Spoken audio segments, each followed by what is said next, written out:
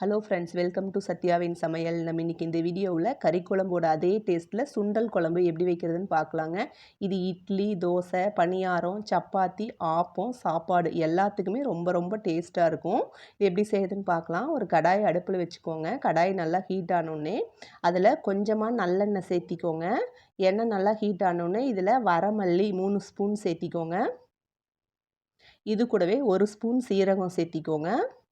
1 spoon சோம்பு, 1/2 spoon மிளகு, ஒரு 4, 5 கிராம்பு சேர்த்திக்கோங்க. கொஞ்சமாக பட்டை சேர்த்திக்கோங்க. சேர்த்துட்டு நல்லா கலந்து விட்டுக்கோங்க. அடுப்பை சிம்மிலேயே வச்சுக்கோங்க. காரத்துக்காக 4 வரமிளகாய் நான் சேர்த்திருக்கேன். நீங்கள் உங்கள் காரத்துக்கு தகுந்த மாதிரி சேர்த்திக்கலாம். மிளகாயும் இதில் சேர்த்து நல்லா வறுத்துக்கோங்க. இது கூடவே ஒரு 6 பல் பூண்டு இந்த மாதிரி நான் சின்ன சின்னதாக கட் பண்ணி சேர்த்திருக்கேன். பூண்டையும் இது கூட சேர்த்திக்கோங்க. அது கூடவே கொஞ்சமாக இஞ்சி சேர்த்திக்கோங்க.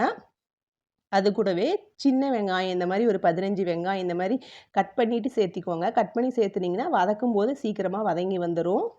இஞ்சி, பூண்டு, சின்ன வெங்காயம் எல்லாம் இதில் சேர்த்திட்டு நல்லா கலந்து விட்டுக்கோங்க.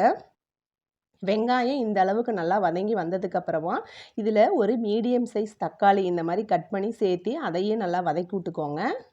தக்காளி வதங்கும் போதே கொஞ்சமாக உப்பு சேர்த்திக்கோங்க. உப்பு சேர்த்துனோம்னா தக்காளி சீக்கிரமாக வதங்கி வந்துடும். உப்பு சேர்த்திட்டு நல்லா வதக்கி விட்டுக்கோங்க. நம்ம போட்ட வெங்காயம், தக்காளி எல்லாமே இந்த அளவுக்கு நல்லா வதங்கி வந்ததுக்கப்புறமா இதில் ஒரு 4 டேபிள் ஸ்பூன் தேங்காய் துருவல் சேர்த்திக்கோங்க.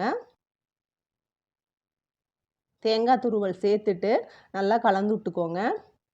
தேங்காய் துருவல் சேர்த்து நல்லா கலந்ததுக்கப்புறமா ஸ்டவ் ஆஃப் பண்ணி இதை நல்லா ஆற வச்சு எடுத்துக்கோங்க.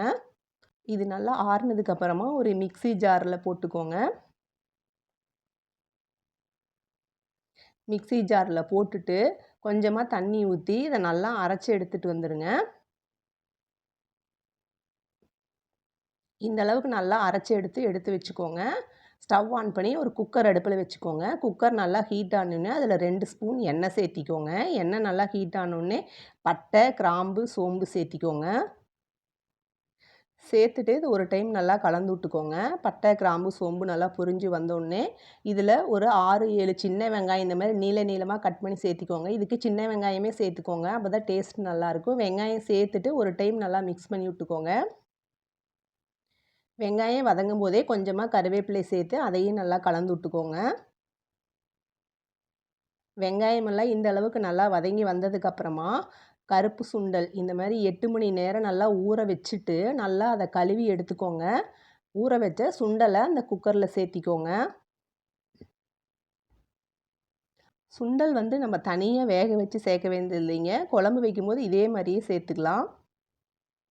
சுண்டல் சேர்த்துட்டு இது கூடவே நம்ம அரைச்சி வச்சுருக்கிற மசாலாவையும் சேர்த்திக்கோங்க. மிக்ஸி ஜாரில் இருக்கிறத மசாலா சேர்த்ததுக்கப்புறமா இதில் கொஞ்சமாக மஞ்சள் தூள் சேர்த்திக்கோங்க. தேவையான அளவு உப்பு சேர்த்திக்கோங்க. நான் இன்றைக்கி 1/2 டேபிள் ஸ்பூன் வரமிளகாய் தூள் சேர்த்திருக்கிறேன். இது தேவைப்பட்டால் மட்டும் சேர்த்திக்கலாம். ஆல்ரெடி நம்ம மிளகாய் போட்டு வறுத்து அரைச்சிருக்கிறோம்.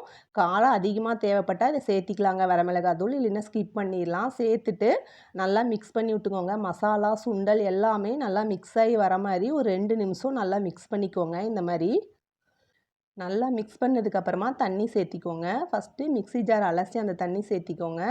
அதுக்கப்புறமா இதுக்கு 1 டம்ளர் நான் தண்ணி சேர்த்திருக்கேன். தண்ணி சேர்த்திட்டு நல்லா கலந்து விட்டுக்கோங்க. இதுக்கு தண்ணி கொஞ்சம் அதிகமாகவே சேர்த்திக்கோங்க. நம்ம விசில் விட்டு வரும்போது குழம்பு பார்த்திங்கன்னா கெட்டியாயிரும். 1 டம்ளர் தண்ணி சேர்த்துட்டு மறுபடியும் ஒரு 1/2 டம்ளர் தண்ணி சேர்த்திருக்கேன் நான். நல்லா தண்ணி சேர்த்திட்டு நல்லா கலந்து விட்டுக்கோங்க. நல்லா கலந்ததுக்கப்புறமா இதில் உப்பெல்லாம் கரெக்டாக இருக்கா அப்படின்னு செக் பண்ணி பார்த்துக்கோங்க. செக் பண்ணி பார்த்துட்டு இந்த குக்கரோட மூடி விசில் போட்டுட்டு இதை ஒரு 6 அல்லது 7 விசில் விட்டு எடுத்திங்கன்னா சுண்டல் நல்லா வெந்து குழம்பு ரெடி ஆயிரும்.